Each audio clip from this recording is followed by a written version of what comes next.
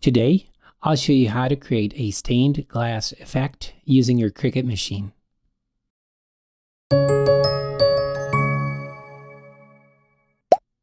Hello everyone, it's nice to be back and thanks for being here.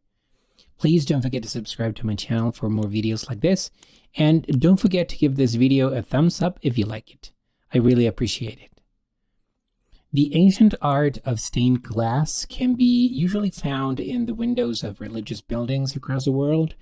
They are made of colored pieces of glass set on a lead framework. They form a decorative design. The lead joints are usually painted black, creating an outline for the images. I've had this idea for a while, and I have been experimenting with different surfaces and coloring techniques to mimic this beautiful art form in a simple yet visually appealing way. The effect I settled for was achieved with a design colored on a transparent or semi-transparent material behind an outline frame cut out of black cardstock. I added a window frame to finish it off. The SVG that you can download for free from the blog at www.awesomesvgs.com has 4 different layers that you can use. They are from left to right, a window frame, the black outline cutout, a coloring line art to print or draw using your machine, and finally a group of colored layers to print then cut. Now let's look at them in Design Space. Add the file to your canvas.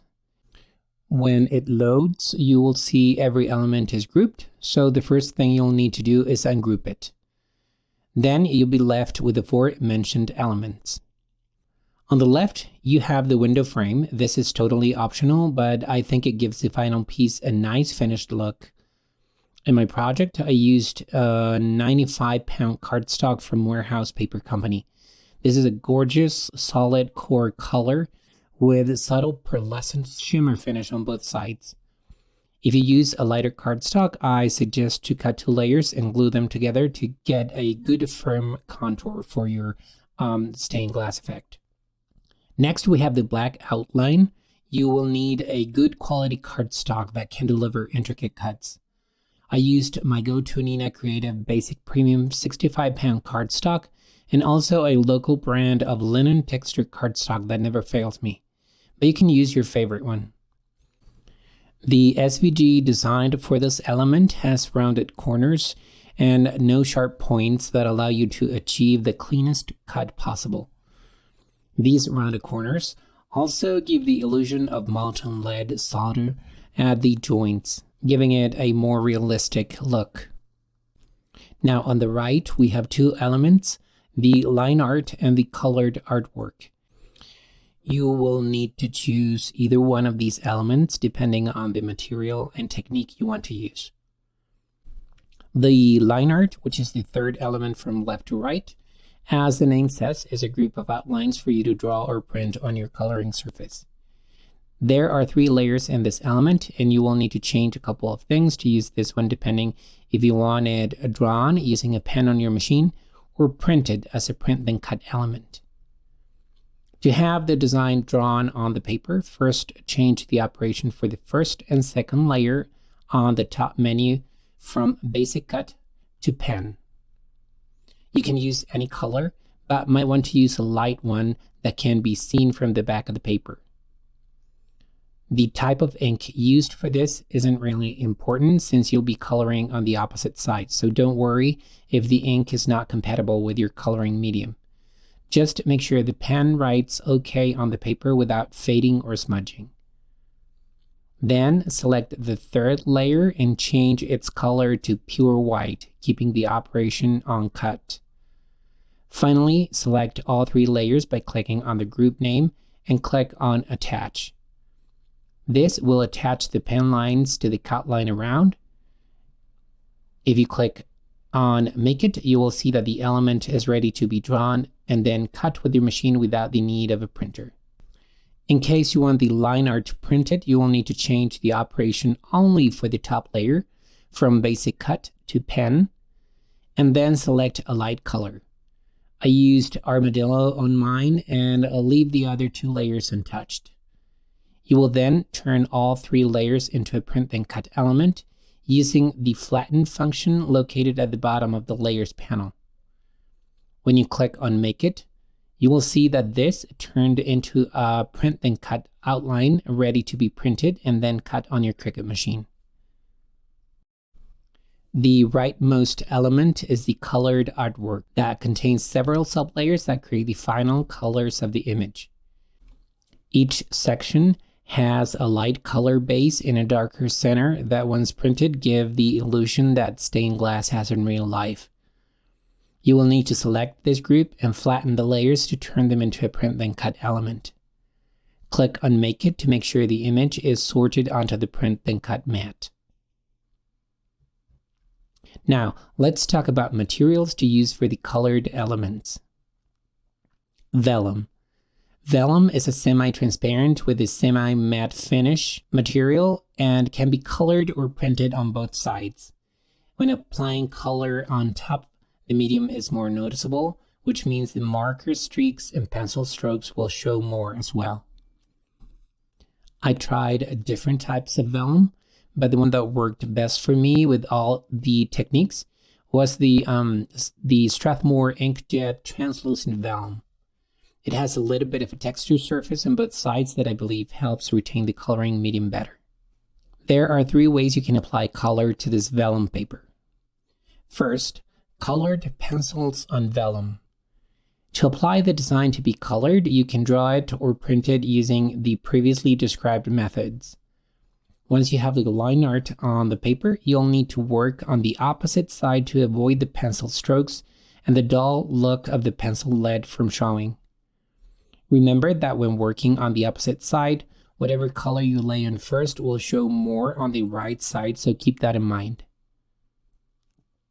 I used watercolor pencils that have a softer lead and allow you to add more color without burnishing the vellum, which will render it opaque white on the right side because of the pressure needed to apply the color.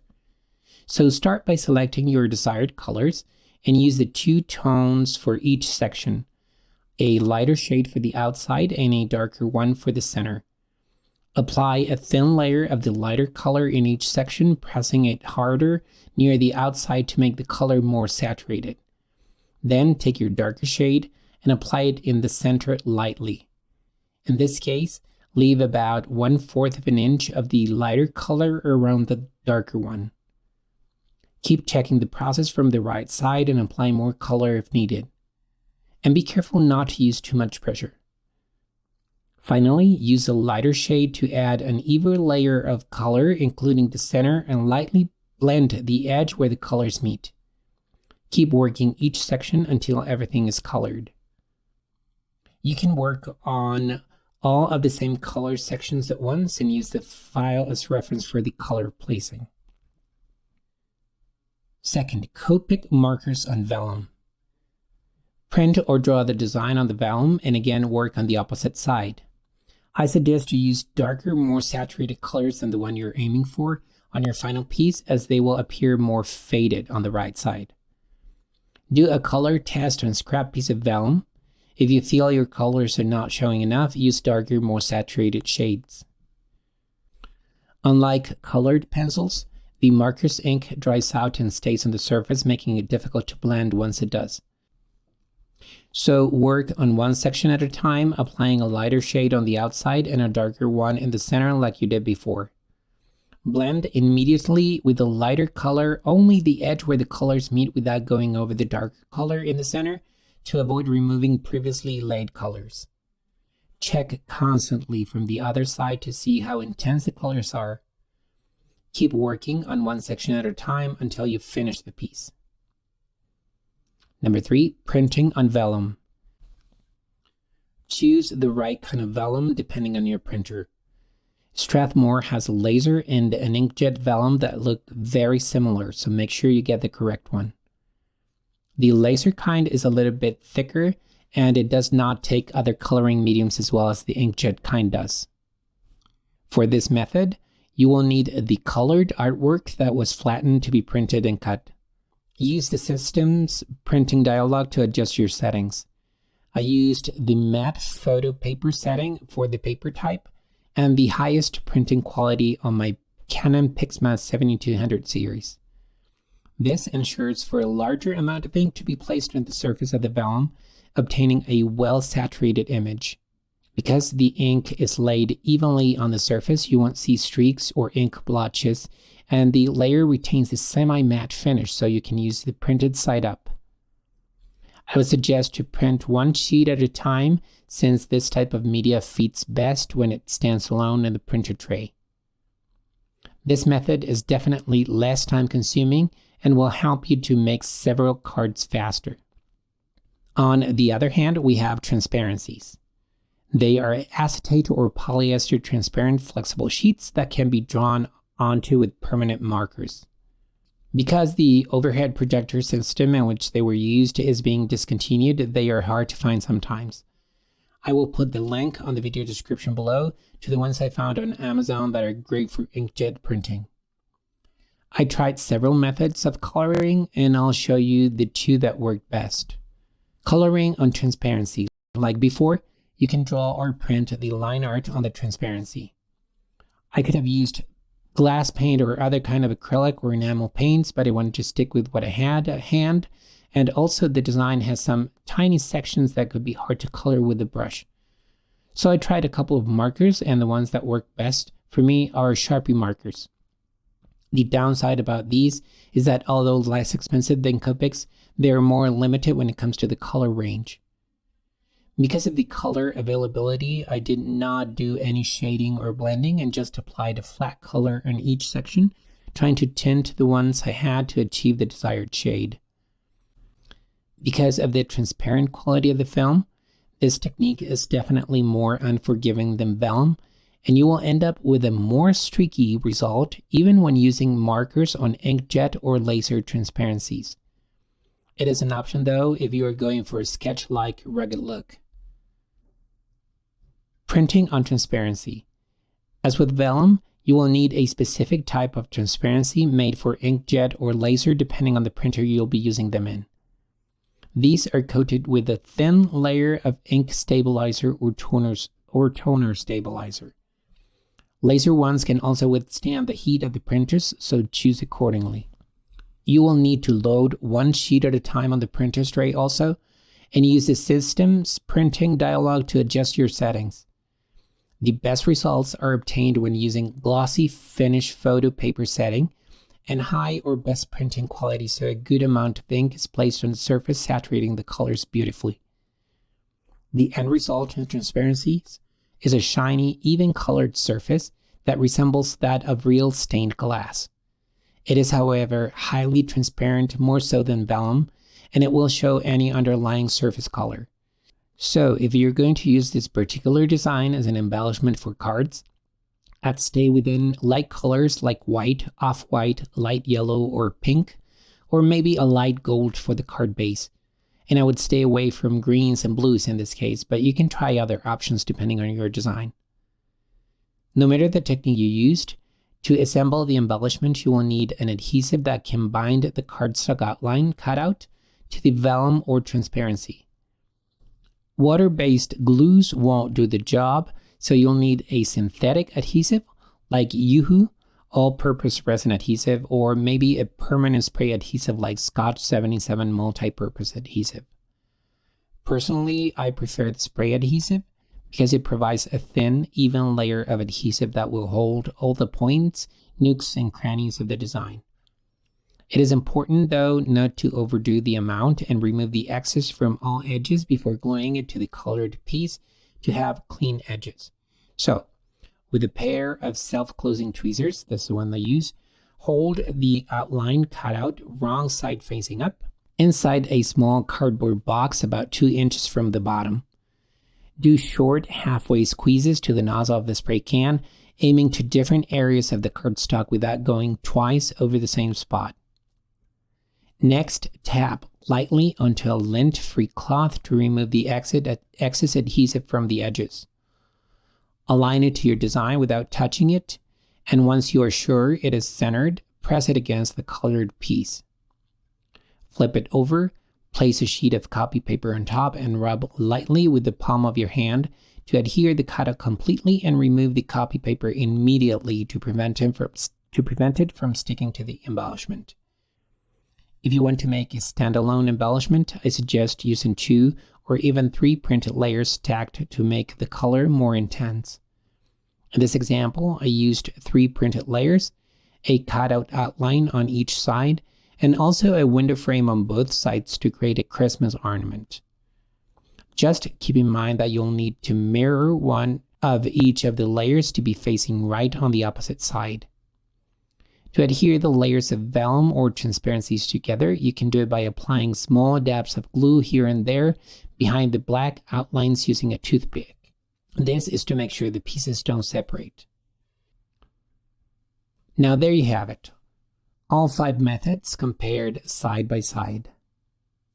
Colored vellum gives a more subtle color because the medium is placed on the opposite side, while printed vellum is more vibrant since you're looking directly at the printed surface. Vellum's semi-transparent property allows it to be placed on top of darker colors, masking them off a bit, making it suitable for almost any card-based color. Transparencies painted with markers look rougher than any of the other techniques because of the visible streaks and uneven color layering completely visible from either side of the film. Printed transparencies to me give the realist look because of the shine and color intensity. This would be my preferred technique, followed by printed vellum, pencil and marker colored vellums tied on 3rd place, and finally marker colored transparencies. In the end, depending on the effect you're looking for and the supplies available, you can choose one or more of these techniques. There you go. I hope you give any of these techniques a try, and remember you can download this file for free at my blog www.awesomesvgs.com. All the products I used are linked in the video description below, and don't forget to like and subscribe to this channel for more craft-related content like this. Here are a couple of videos that might interest you. Thanks for watching, and I'll see you soon with an exciting new project. Have a great day. Bye-bye.